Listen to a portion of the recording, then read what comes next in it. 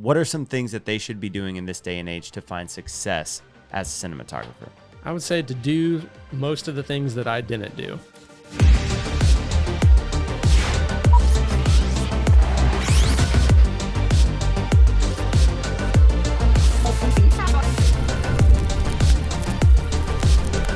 Welcome back to another episode of the Rough Cut Club. I am your host, Joey Nicotra, here today without my incredible co-host, Mr. Shane Wright-Zammer, because while he is no longer with us in the studio today, he, at 2 o'clock this morning, had his beautiful baby girl, who I'm excited to announce is happy, healthy, mama's good, baby's good, and they're probably sleeping right now and enjoying their day. But while Shane is not with us, we do have one of the most successful filmmaking entrepreneurs with us in the city of Dallas, with us in the studio. He is a cinematographer and owner of Red Creative Films, welcoming to the show our newest Rough Cut Club member, the extremely talented Justin Romeyn. Justin, thanks for being here today, bro. Hey, thanks for the invite.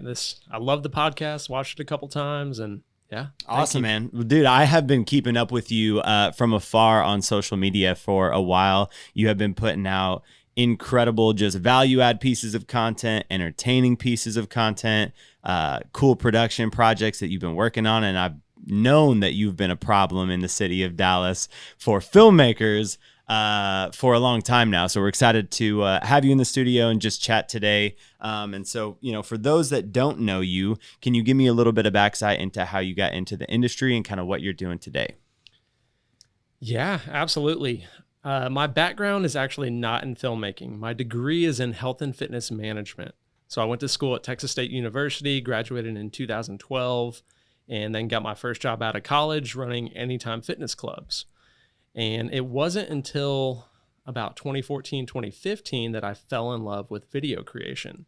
And the reason I fell in love with it is because I was the general manager of a club. So I was responsible for bringing in new members and keeping current members, right? So sales, everything. Well, I knew the best way to do that in that day and age in 2012, 2013 was through video.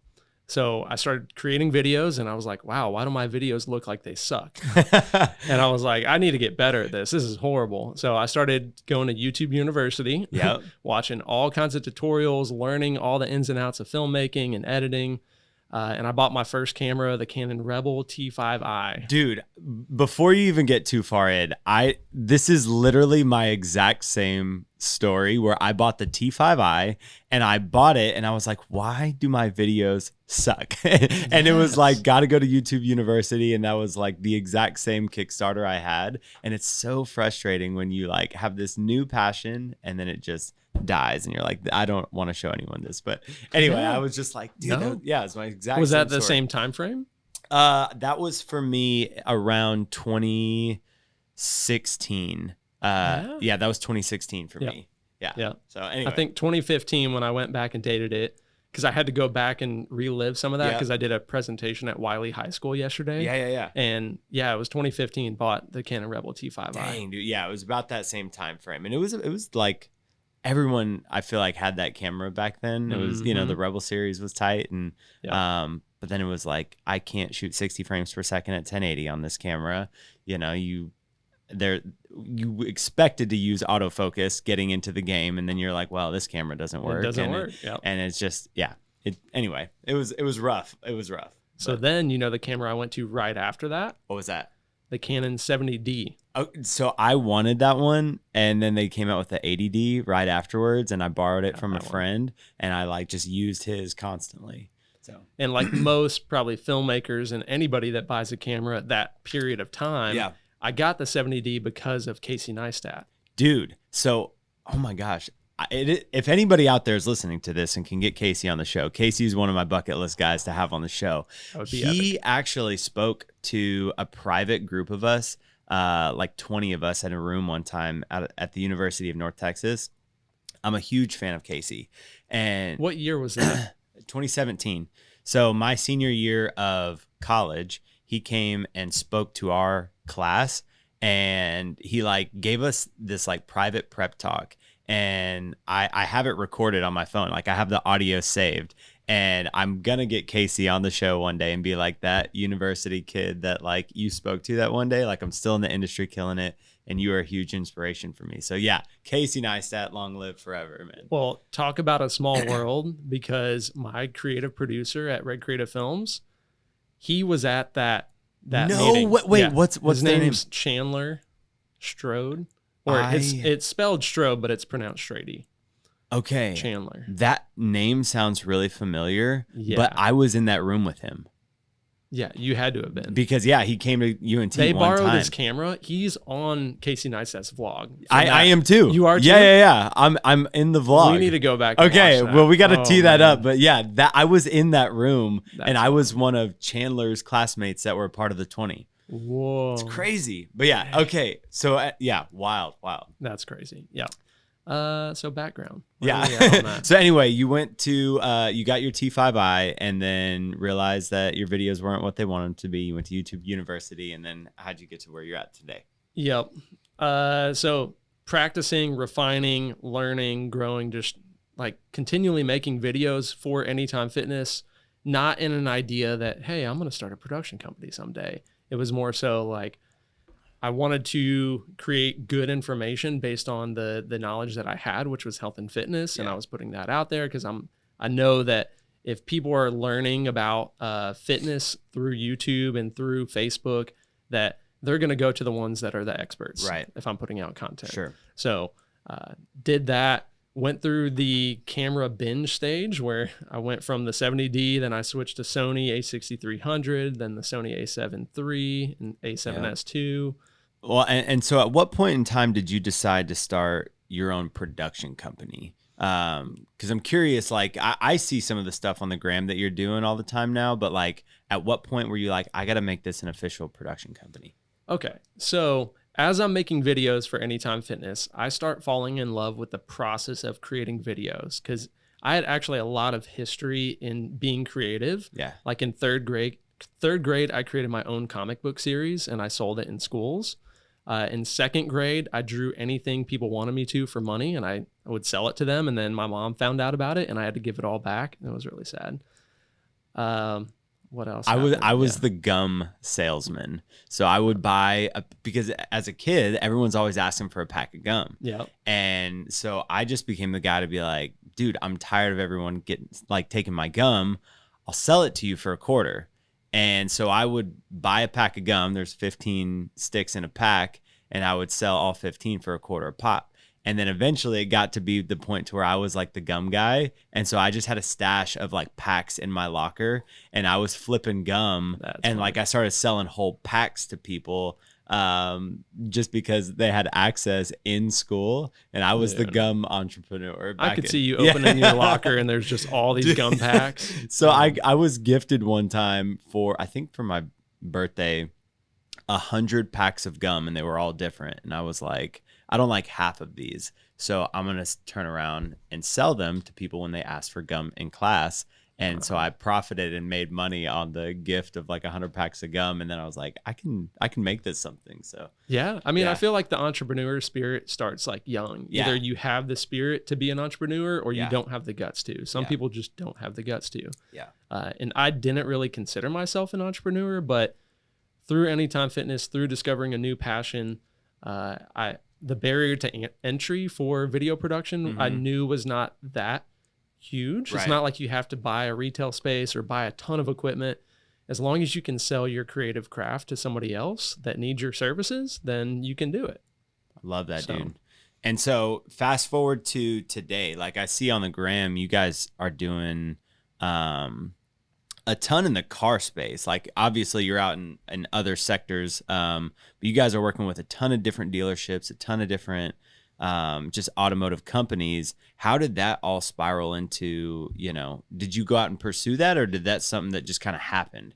I'm a big believer in working for free until you have the demo reels, the demos to show clients to land. That's the bait, right? That you can attract the type of clients that you want to have. And for us, we didn't have anything in the car business. And so I reached out to in the DMs of Park Place dealerships and reached out to them. And it just so happened that it got in front of the right person. Because a lot of the times when you DM somebody on Instagram, like big companies, like it doesn't just go to the right person. It goes to somebody managing social media. Well, they're not the ones in charge of hiring, a crew to come out and shoot a video. Well, they forwarded me to the right person, and that person checked out my Instagram, saw a Nike spec commercial that I did a long time ago, and they loved the style and they loved everything. Even though that was a free video, that at least landed me an opportunity to get in front of Park Place. And that's what started that whole relationship. Dude, I love that, man. So going back to, that free, spec project that you did was essentially what got you into the door. And, Shane and I are a big believer of making spec projects so that you have a proof of concept to go out and pitch and sell and do the projects that you want to focus on. For somebody who is listening and they haven't made their first spec project, or they've made a couple, but they don't really make that a pillar of the type of projects that they create, but they're interested in getting in, their foot in the door in an area of the industry that they're not working in right now. What tangible advice would you have for somebody to go out and make a successful spec project and then market it to get it into the right hands to then get future business? I would say do your research before deciding on a type of production that you want to do. Figure out the type of product that you want to target, and then research the commercials that, if it's in the commercial industry, research the commercials that have been done in that space, and then make your version of something similar to what you've seen them put out. Don't try to reinvent the wheel of something completely out there that you don't think, like if I'm going to make a Nike commercial, I'm going to make something based on what I've seen Nike put out in the past. I'm not going to try to come up with some weird creative concept that's out there. While that may be effective, it's not going to be a good representation to help land you future clients. Well, let me ask you this. Yeah. So like, what you do a lot of these projects, what are your favorite ones to work on? My favorite projects to work on are anyone that allows us the creative freedom to be able to produce the project like fully. Sometimes with certain clients or companies, like they have a marketing department that's so involved that they take our idea that they love from the get-go, and then they mold it and transform it into what they think is right in line with their brand based on what they've done in the past. So they're not willing to try something new that could be beneficial to their business. So I love working on projects that allow me the creative freedom to produce what we want to produce. So when you have a client that is that dream client that just gives you the creative freedom to do whatever you want, walk me through what your creative process looks like when a new lead comes onto your desk, you get this new opportunity to do a project. What does your creative process look like in terms of making that, something special? Right. I mean, it comes down to first a discovery call, like really any production company would do, figuring out who they're trying to target with that video, determining what their budget is, because that's going to determine a lot of what we can do within that budget. And then we would go back and brainstorm some ideas, and even down to putting together mood boards and an entire Google Slides presentation that communicates our idea. Because if you can have the best idea in the world, but if you don't know how to communicate that to your potential client or current client, it's not going to help you. Yeah. One of the things that we recently introduced at Cinema Story that has made a massive impact on the way that our clients receive the pitches that we deliver them is we spent a lot of time creating this really elaborate pitch deck with photos and links, and like send it to a marketing person, had them like design up this really, really cool PDF. And then we go in there when we get a new lead and we just replace the text with the, about the project itself. And so when a client gets it, they receive this beautiful PDF, not just this Word doc with like, Excel, stuff on it that looks really boring when you open it, but the visuals in the pitch presentation and the packaging is so powerful in moving the needle to think, wow, like they did all of this on the front end. Like these are people that I really want to work with. And so even when you're pitching to the client, just the packaging that you deliver the pitch in we have seen a tremendous amount of ROI on just the time invested into making your pitch, package, PDF, whatever you want to call it, presentable, so to speak. You know what I mean? Yeah. If you just have an idea and you hop on a phone call and you're like, here's my idea, and then you expect them to give you like $50K to go and make that happen. Right. Not going to happen. And even just like email quotes, like so often, like when I was getting started, someone would be like, hey, so like, what's this? And I'd send them back an email and I'd be like, it'll be this. And, to a degree, like you can qualify certain people to a certain extent with that. But if you really have a client that you really want to win, the packaging that you present that pitch to them in matters so much. Yeah. And even with those pitches, we've done that as well. However, we don't even email over pitches anymore. Yeah. We'll hop on a phone call, a Zoom call, video call, and so you actually are walking them through. Yeah, it's more of an open discussion. We'll share our ideas and thoughts, but then we ask them, "How do you feel this in like is in line with your brand?" Cool, right? So it's an open forum, and then at the end of the day, at the end of the presentation, you're like, "All right, what do you think about this?" Yeah. And then you'll get their true, honest answers right then and there. Where did the name Red Creative Films come from? Oh man! All right, let's talk about company.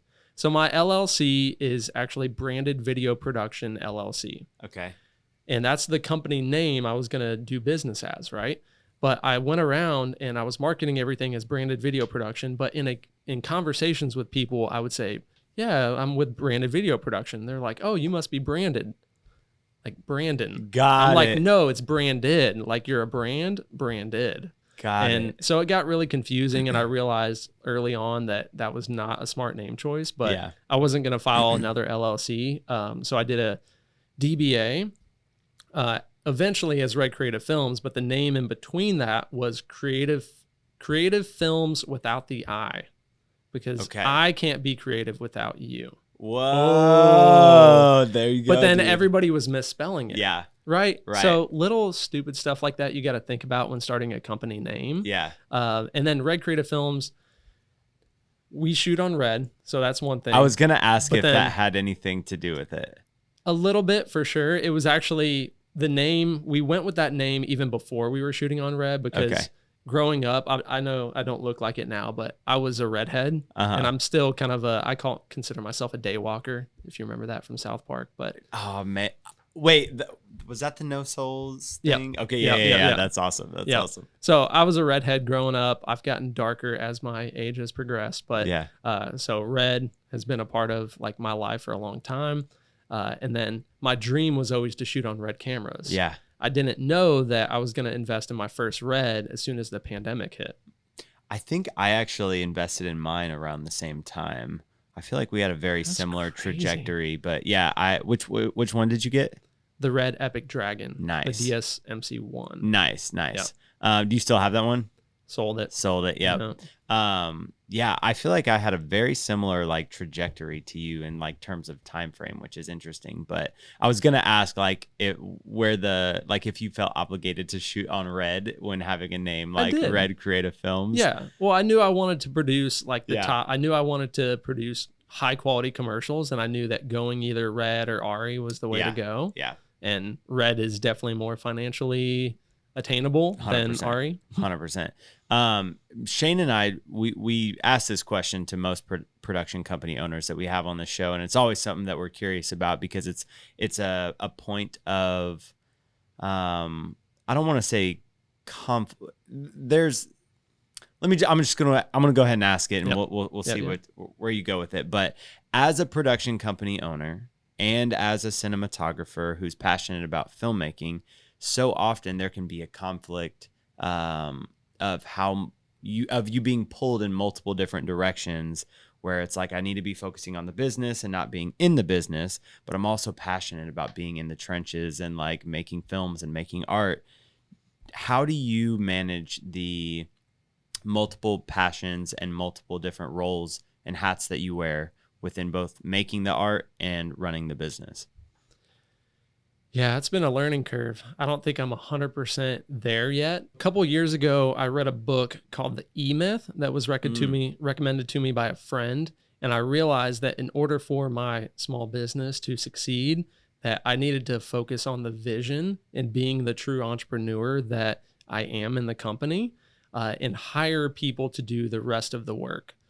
So I actually built a business model that's set up with like as if Red Creative Films was fully realized, what that's going to look like, and goals financially and locations and all of that. So all that's like drawn out. So I kind of have a roadmap to where I want to take the company. As if we have a complete marketing team, a finance team, and a production team, like all of that, right? But I started transitioning the roles. I hired my first full-time employee in 2021, and he took on more of a production manager role. And so he was running a lot of like the day-to-day stuff and handling a lot of the pre-production. But I slowly transitioned his role after reading this book into my lead creative producer. So the idea is that he is going to handle a lot of the client communications, all of the pre-production, and even overseeing the post-production side of things. And he has been with me the longest, so he understands the vision and the expectations that I have for what the product that we deliver to clients. And so it's allowed me to be a little more hands-off on that. It's still a struggle internally because I am creative, and it is our product at the end of the day that I want to make sure is right. But it's about giving up a little bit of that control to my creative producer so that he can do his job and the post-production side can do their job. I feel like finding that unicorn of a person that can do all of that is like one of the hardest things, because it's like if I could hire someone to just handle all of that stuff, to a degree we do, but there is still a lot of stuff that I'm, in a lot of ways that lead creative, piece. But we also have producers that are, working with the clients to do a lot of the same stuff. What advice do you have for hiring that person to be that lead creative producer within a production company? Because I feel like that's one of the first things that the production company owners need to let go to let the business grow, but so often they hang on to and stunts the growth of their company. Yeah, actually, if I was to go and do it again, and this is not trying to say anything about Chandler's role, but from the get-go, I think if I would have had the business plan mapped out and knowing what roles to hire in what order, what was taking up the most amount of my time was actually post-production, editing. So I would have hired a full-time editor to handle that, and I would be the lead creative producer, the director, the cinematographer, the head of productions. Yeah, that's good, man. That's good. So as a business owner, what do you think have been some of the most like impactful things you've implemented into your business to help grow it? For other people out there who have production companies that want to grow them, that want to make them bigger than they currently are, what are things that they should be doing and focusing on to help grow their production companies? I would say number one is focusing on the product that you deliver, because if you deliver an excellent quality product and it's right in line with what your customer wants, or it exceeds their expectations, then that is going to lead to word of mouth. And word of mouth has been our number one growth tool. But outside of that, I would say getting the right tools and processes implemented in your business. For example, one of the tools we use is Frame.io. One of the bottlenecks that we were having before with like Vimeo and everything is having a post-production side of somebody that is part-time remote in office and then part-time like working from our headquarters. Is being able to get them the flow of the files and being able to edit and have access to everything. So right now our editor uses Parsec to remote in to our desktop that's at the home office. And then we use proxy files for Frame.io, and Red actually creates those proxy files for us and they upload to the cloud so he can download them and start working like right away on certain projects. But getting the flow, having a project management software that keeps track of all your projects as far as like running the business. But then if you want to talk about growth and sales and trying to get more business and clients, that's a whole other thing. So you talked about putting the product first and just focusing on really just honing your craft at the end of the day to be, a top cinematographer, top whatever. On the same vein of products, you guys pump a ton of those final products onto social media. And I've seen you leverage social, which I feel like has probably been super impactful on your business as well. Correct me if I'm wrong, but in helping with word of mouth, social media is like, it's a game changer. And so at the very minimum, social media gives a little more credibility. Yeah. Especially having a follower account that's true and organic and having engagement rates and all of that. Yeah. We can use that as leverage whenever we have a pitch with a company, especially that all companies now, they want a video, but then they want to be able to share it across multiple platforms, have different use cases for it.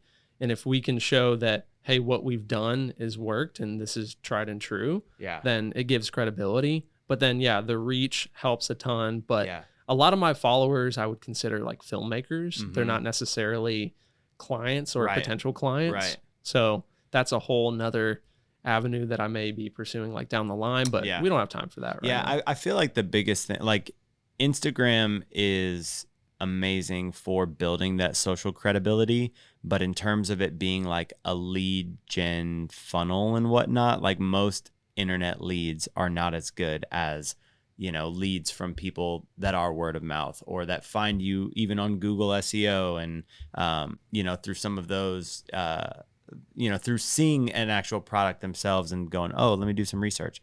And so I'm curious, with that being the case, like you obviously have a great social presence. How did that get started early on? And now how do you see that impacting your business today?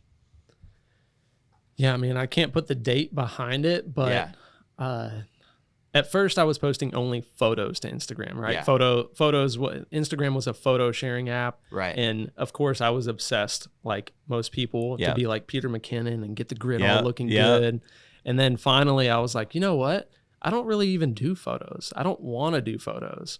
So I'm going to start sharing some of the videos that I do. Well, all of a sudden, I start sharing videos. They start getting more engagement, more views just right out the gate than photos. And that was right about the time that Instagram was starting to push video even more. Yeah. And then what got really popular was those split screens where you see the behind the scenes and then you see the final product below. Yeah. This was before IG Reels. And I did one post. It was of a smoked margarita that I filmed like for fun for a YouTube video. Yeah. And I did a stacked version of that behind the scenes and then final product. And that like blew up. It had like 300,000 views. And that was the first time I had ever seen that kind of traction on Instagram. Right. And I started looking back at all my stuff and I'm like, all right, what is working and what is not working? What is getting more engagement and what is just tanking? And so I start doing more of those things over and over of what works, and slowly but surely have grown. Do you feel like the consistency and like quantity is more important than the quality or the product for social media? Because a lot of people want to not post unless it's their very best stuff and whatnot. But I feel like I have heard more people say that consistency and just being relevant is a better metric to growing a social platform. Which one, obviously you can't have one without the other, but which one do you feel like has been more important to focus on, the quantity piece or the quality piece? I mean, honestly, I think it's a good blend of both. Yeah. Because you don't want to just put out a bunch of content that's not quality. And also quality content is very subjective. I feel like the market and the people on social media will determine what is quality content and what's not. Like I posted a video, I think it was a cell phone clip of me filming an actual like production of a Porsche coming down the parking garage, and that just blew up. It's at 1.6 million views. It's crazy. And I'm like, that took no time at all. Yeah. It took, somebody might find this like interesting. Yeah. To think that. And so that determined that was quality content. Yeah. But what's interesting about that is because I was out there in the parking garage filming that Porsche with a, $8,000 setup, doing the ninja walk, we wouldn't have had that cell phone clip to post if we weren't on set doing that production.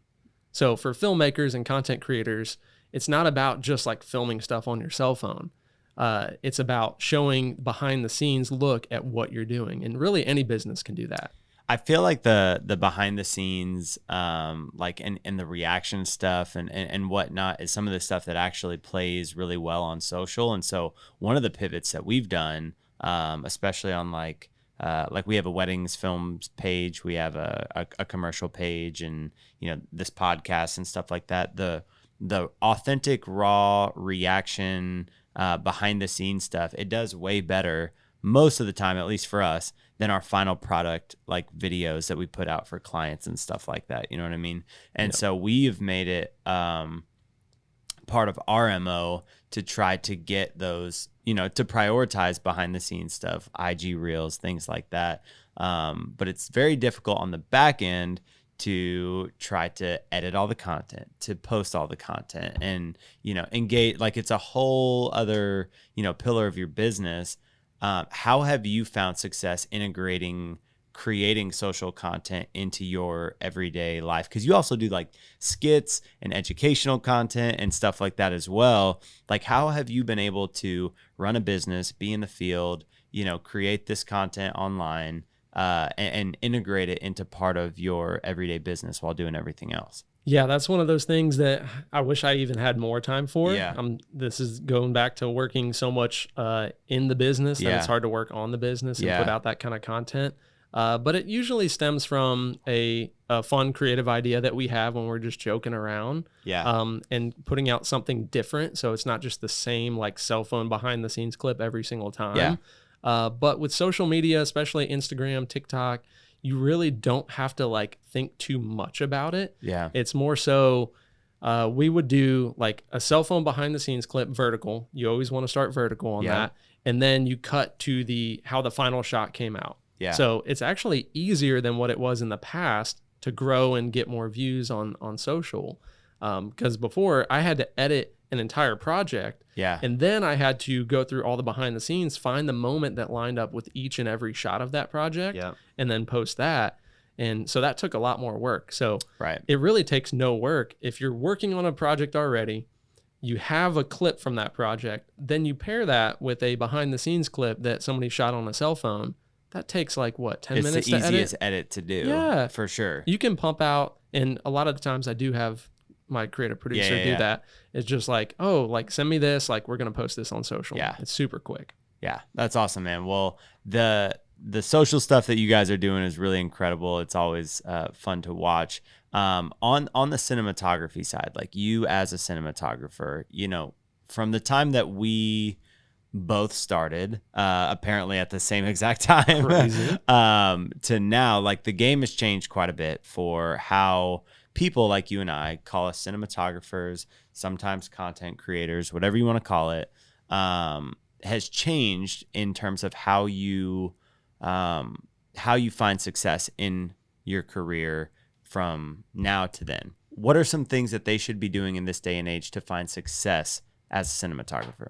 I would say to do most of the things that I didn't do. Okay.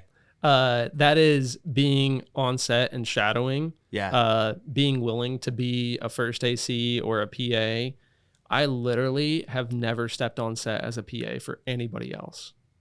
Isn't that wild to think about? Yeah, I don't know if you had done some of that, like maybe in college. I actually worked as a PA. It's funny. So I had an opportunity to get onto my first Netflix set as a PA, and I took it. Nice.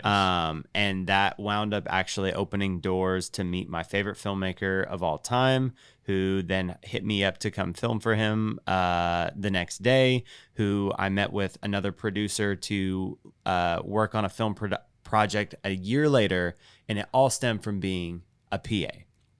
And so, and the other thing on being a PA is the bar is super low for you in terms of like what you have to perform, so to speak, to be a great PA. If you're not sitting down and you're constantly asking people, what can I do to help? Like, you're going to be great. Mm-hmm.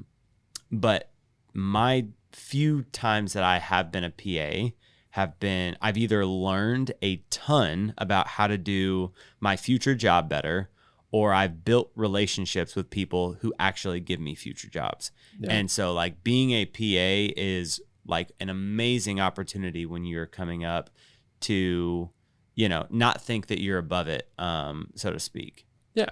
It gets your foot in the door. Mm-hmm. And I mean, honestly, when I started my LLC in 2018, I didn't even know what a PA was. Yeah. So, Yeah. and then I got to a point in, carving out my own path that I knew what a PA Right. was. I knew what roles were on set and all that, but all that was learned over learning and growing and YouTube and talking with people. And so I understand so much more of the production side and what it takes to do a production now. Right. But if I was starting it out again, I would be a PA on set, and I wouldn't feel like I need to step in like, oh, let me operate the camera. Let me be a camera op or a DP on this. It's an opportunity for you to really absorb at the end of the day. You know what I mean? And so one of the other cool opportunities, what I was doing behind the scenes. And so like BTS, similar to a PA, is like one of the best jobs that you can have on a film, because there's no pressure on you to, really do that much, but you get a chance to absorb and to learn and to grow and to shake hands. And that being a BTS videographer for that production actually landed me my very first DP feature film opportunity, because I was there doing that. And so those opportunities that you have to like take that low man job, so to speak, quote unquote, it's not, but it's, it's looked at that way. Those are some of the best opportunities that you have to grow and climb to that next step in your career. So agreed. So do you focus, and I don't want to like take away from the questions we're doing here, but it sounds like you do a little combination of commercials and like feature films. Yeah. So we at Cinema Story do mostly corporate and commercial work, but then we're doing a big push right now towards narrative. And so I've DP'd my very first film, and then that has now ended up with me almost, I guess I have almost 4 on my plate right now that I'm waiting for the strike to end, which as of this week supposedly is ending. And so, we're doing a big push towards narrative and DPing projects like that right now. And that's so cool. Let me ask you, are you doing anything in the narrative space, like I guess short films and feature length projects and beyond? People have asked me that in the past, and I am potentially interested in that. It's just tough because I don't know that industry as much. I know there's similarities between that and commercial, but I do have a minor in like business, from Texas State. And so I understand marketing and commercials, and I know that field more. And I just don't understand like the narrative, like film industry as much. It really is a different beast, but I feel like, from everyone that I've talked to, like if you're following the money, it's in commercial.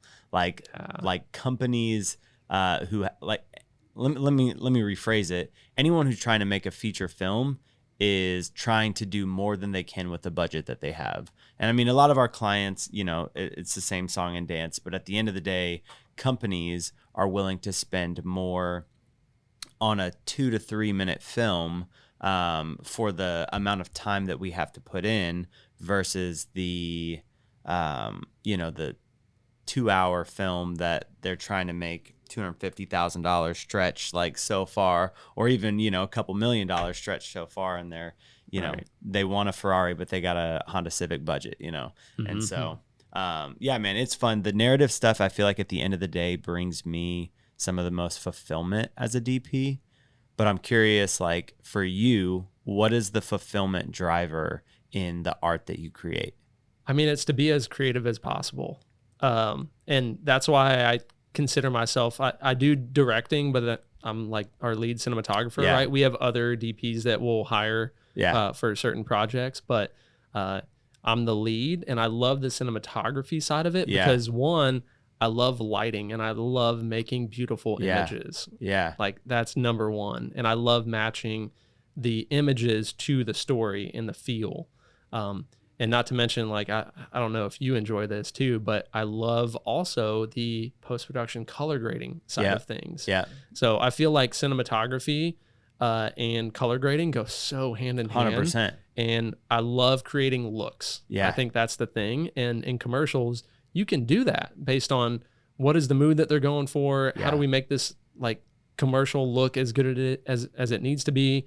And it's not all about just what it was in the past of like high key lighting. Now you're seeing Right. more commercials look like narrative films. Yes. It looks like a movie. Yes. And so I'm still getting that fulfillment of creating those looks, where even though I'm not like doing narratives. Yeah.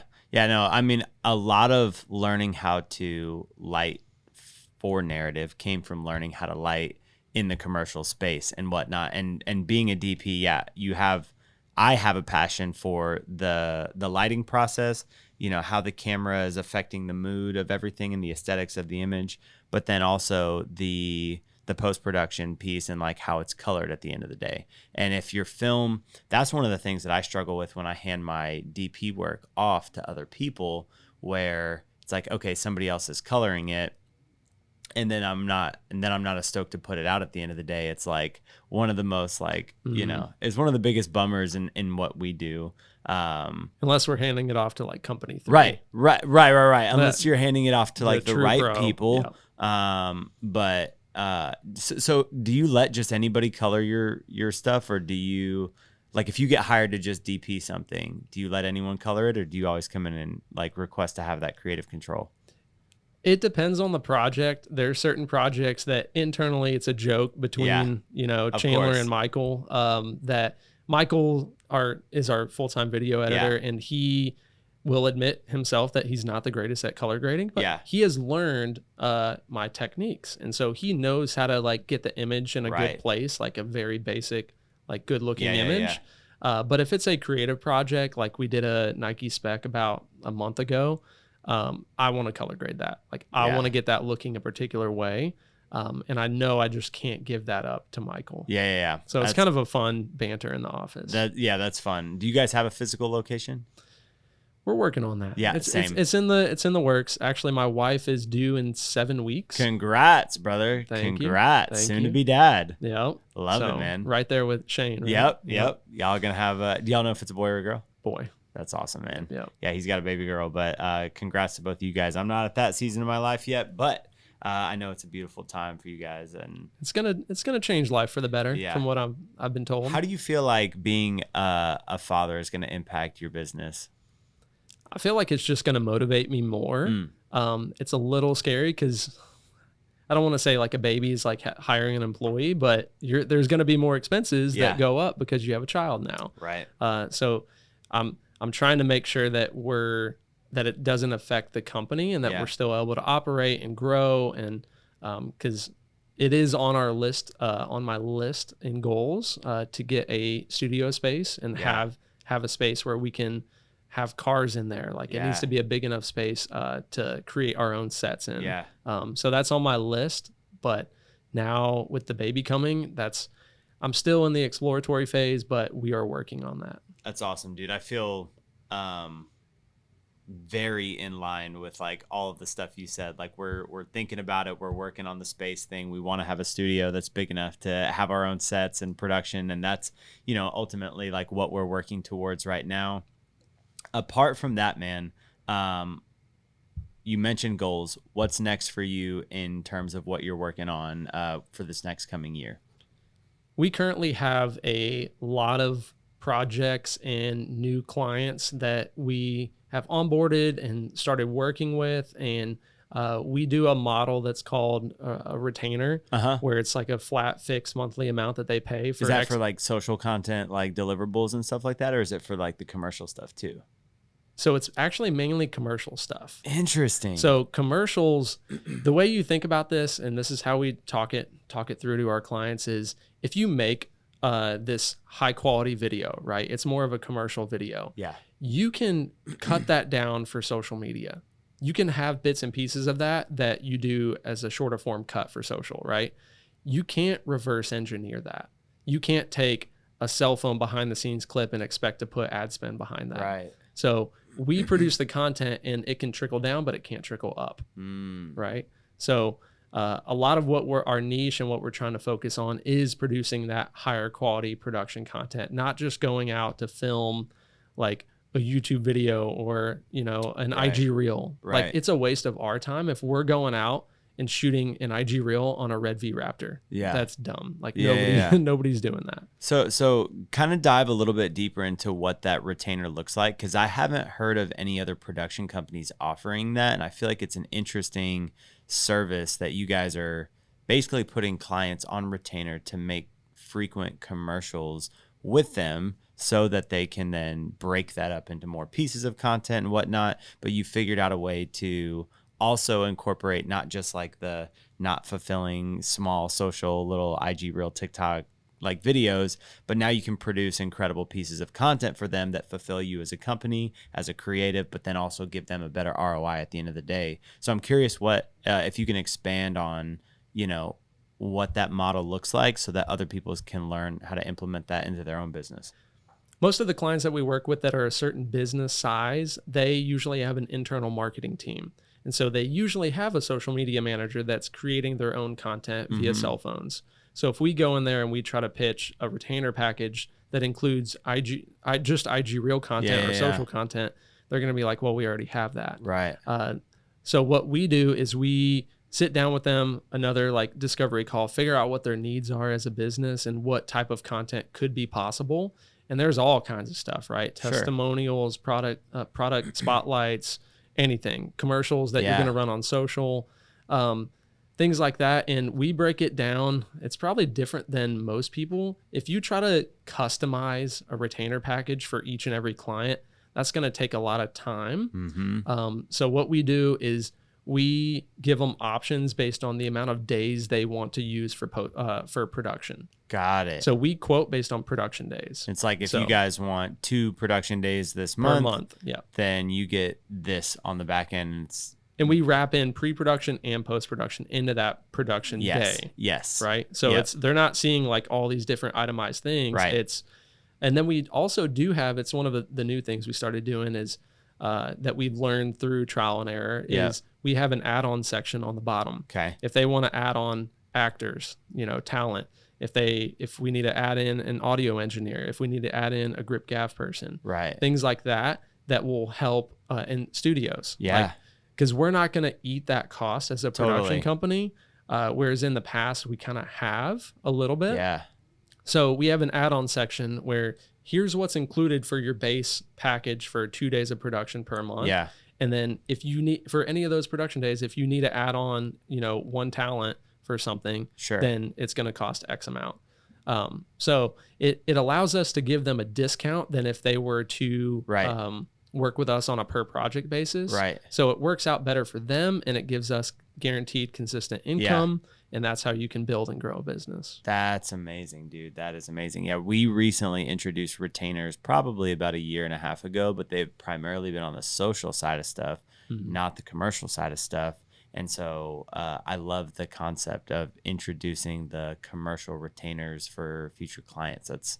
I think that's powerful, and it is something I'd never really even thought about before. And so that's awesome, dude. Well, bro, first and foremost, thank you so much for coming to the studio today to drop all of this. We want to get you out of here on time, but we have 5 questions that we like to ask every single guest before they get out of here that I gotta run it past you. So my first question for you is, if you could go back and do it all differently in your filmmaking career, what is one thing that you would change in your journey? I would say kind of what we talked about before is to know what a production assistant is and be willing to be a PA on set and gain some experience and knowledge to be able to have your cup filled so that you can grow and make those connections. I didn't do that. And so that's what I would recommend. I love it, man. Start as a PA for sure. What excites you the most about the current film industry or market? I can speak on the commercial side of things. I know that things are going more and more towards video, and that's kind of what I knew in 2018, and it's only proven to continue to go more and more towards video and AR.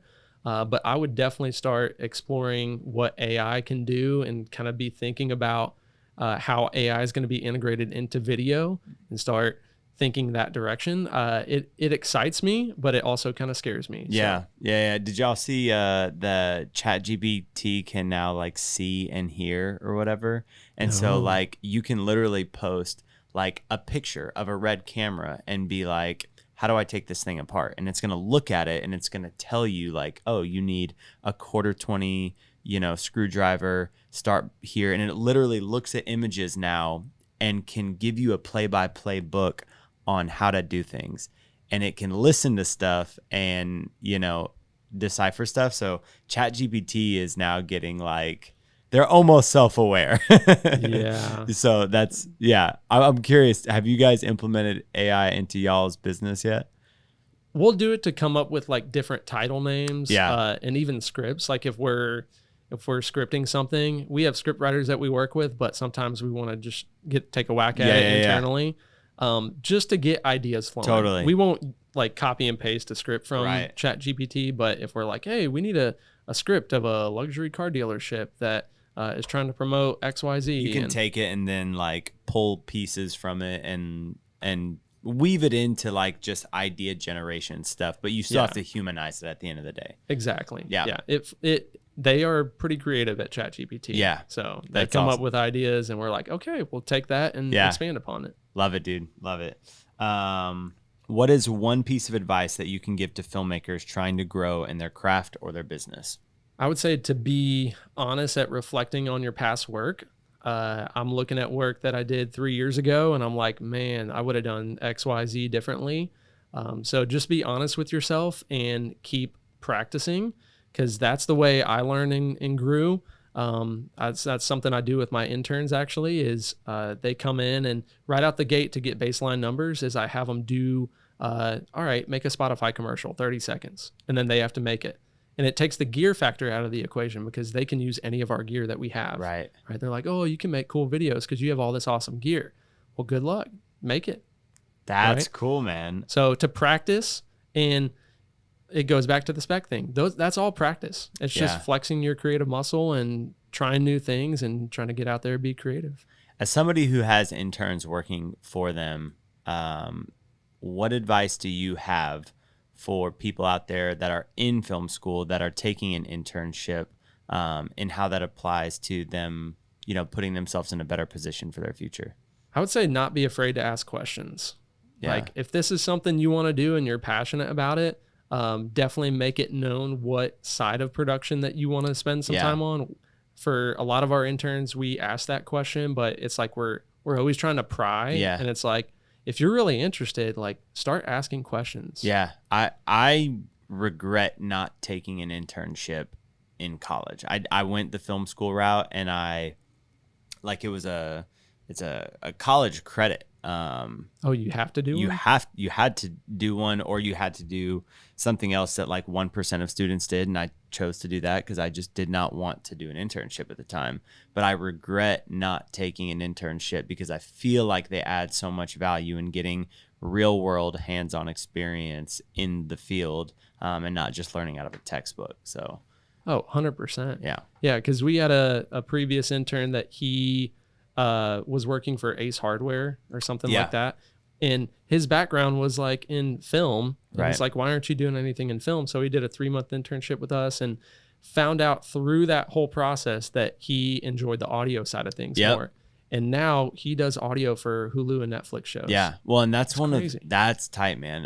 One of the big things about like your early days into the film career is just dabbling in all of the different roles that you can do. So you can find, what do I love? What do I not love? Mm-hmm. And like so often as a filmmaker, you have to start doing everything. If you're going to go the freelance route, like you have to produce, you have to, do production, all the different roles in production, lighting, audio, camera, and then you have to do all of post-production and then file delivery and then invoicing. And it's a whole deal. But whenever you get to intern and just dabble, or even if you're not interning, but you're just dabbling in all the different roles, it allows you to go, oh, I do love DPing more than everything else.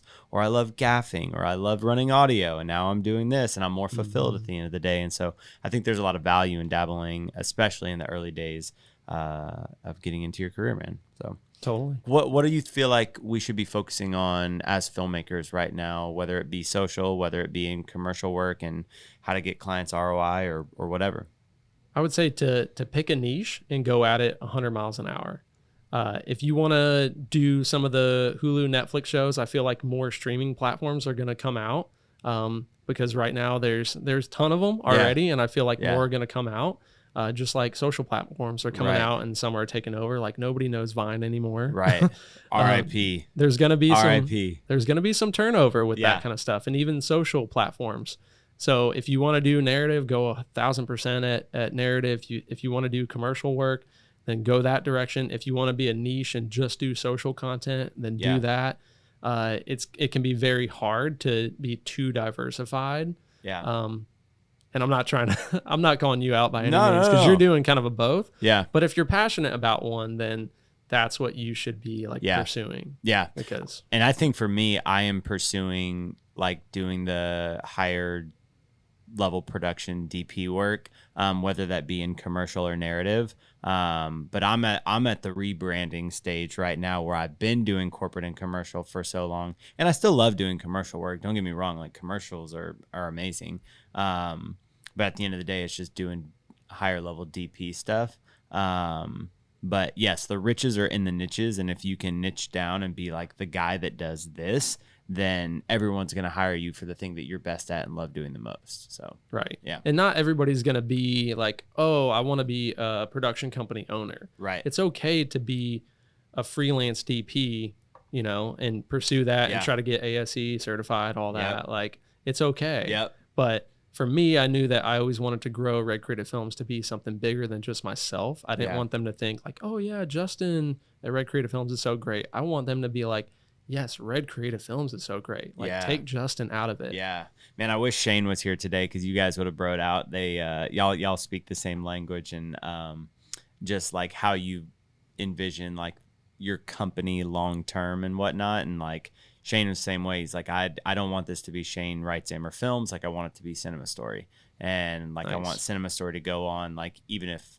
one day like he ages out and is like, I want to chill and sit back, like I want this thing to go on. And so that is the drawback when you are a freelance DP. It's like, well, you have to put the time in order to still make money and be in the field. But it's all about you. That's the grind when you still love being in the trenches and making the art. And so, and it's so common like now, like even for bigger productions we do, like we don't have all these in-house people. Right. We contract out. Yeah. Like we hire an audio engineer, we hire a grip person, a gaff person, like, and it's very common in the industry. Yep. So don't think that you just have to like be a DP. Right. Like there's so many other fun things to do. Yeah. I love it, man. Who is one filmmaker that you admire and why? Chandler actually makes fun of me quite a bit, because he's our creative producer, because there's like these crazy, like awesome films in Hollywood. Yeah. And he's like, oh, have you seen Gone Girl? I'm like, no, I haven't seen Gone Girl. What? You haven't seen Gone Girl? Like, you're in the film industry. Why are you not seeing these movies? And I'm like, I don't know. Like, is it like a comedy? Yeah. Like, I've seen The Hangover. Yeah. Like, I don't know. The movies that I like are, some action films. Yeah. I dig those. But so going back to like the filmmaker, there's a lot of filmmakers I admire on social media. Yeah. That are actually doing like what I love to do. Yeah. Who's one person on social that's killing it as a filmmaker? There's a lot of them out there. One that comes to mind is Danny Gevirtz. Danny is actually one of the people I'm trying to get on the pod. So if anybody out there knows him, Danny, I want to talk to you and ask you some questions, brother, because Danny's work is incredible. And like you, he pours back into the filmmaking community and does lots of educational content, shares how he does what he does, and seems just like a good dude in general. So shout out Danny. Yeah, I don't know how he does it all. I don't think he has a huge team. I think he does all YouTube himself. I don't think he has a big team either. And that's where, like, for me, I'm like, I don't know how people do this without an army, because it's exhausting, like being the one-man band and just even having a small team. It's just, there's so many moving pieces that I don't know how he does it for sure. Do you know about Cooper Films? That sounds super familiar, but I don't know. So he's the guy that created a spec trailer for Fresh Prince of Bel-Air. Yes. The revamp. Yes. And they like saw it. Will Smith picked it up. Yeah. And he picked it up. Yep. Dude. And now it's on Peacock. Yeah. Crazy, bro. Like social media. Power of social, man. That's so sick. Yeah. Well, shout out Cooper. Shout out Danny, man. Got to have both of them on the pod someday. Yep. Yeah.